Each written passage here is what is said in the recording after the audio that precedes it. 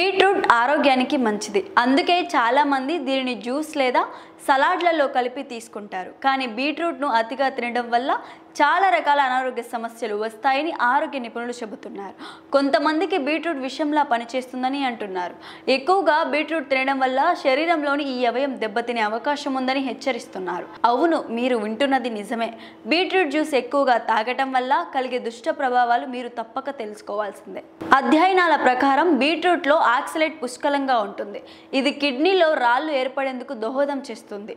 ఇది మూత్ర ఆక్సలేట్ విసర్జనను పెంచుతుంది. కాల్షియం ఆక్సలేట్ల రాళ్ల అభివృద్ధికి దారితీస్తుంది.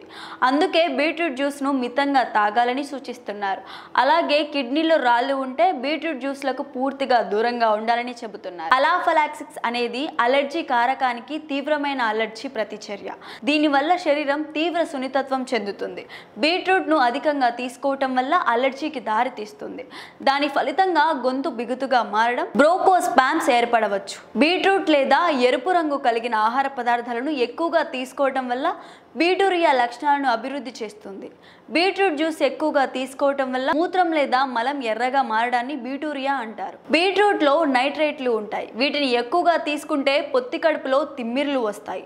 అలాగే మహిళలకు గర్భధారణ సమయంలో బీట్రూట్ జ్యూస్ అంత సురక్షితం కాదని అంటున్నారు.